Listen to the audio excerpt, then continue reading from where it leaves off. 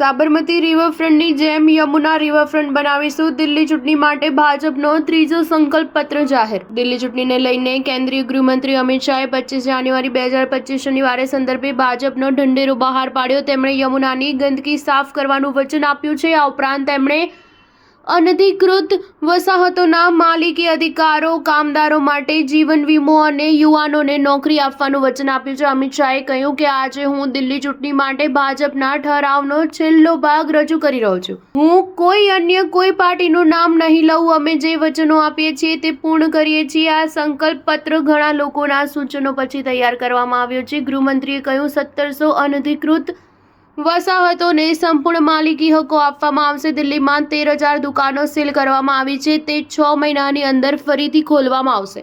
શરણાર્થી વસાહતોમાં ભાડાપટ્ટે આપેલી જમીન પર માલિકી હકો આપવામાં આવશે. આ ઉપરાંત વધુ વાત કરતા અમિત શાહે કહ્યું અમે દિલ્હીમાં એક ભવ્ય મહાભારત કોરિડોર વિકસાવીશું. માન્યતા પ્રાપ્ત મીડિયાકર્મીઓ અને વકીલોને 10 લાખ રૂપિયા સુધીનો જીવન વીમો અને 10 લાખ સુધીનો આરોગ્ય વીમો અને અકસ્માત વીમો આપીશું. અમિત શાહે કહ્યું કે ભાજપની સરકાર આવ્યા પછી અમે સાબરમતી રિવરફ્રન્ટની જેમ યમુના રિવરફ્રન્ટનું નિર્માણ કરીશું અને આ કામ 3 વર્ષમાં પૂર્ણ કરીશું. તેમણે અરવિંદ કેજરીવાલ પર કટાક્ષ કરતા કહ્યું કે કેજરીવાલે કહ્યું હતું કે 7 વર્ષમાં યમુનાને સંપૂર્ણપણે સ્વચ્છ બનાવીશ અને દિલ્હીના લોકોની સામે હું યમુનામાં ડૂબકી લગાવીશ.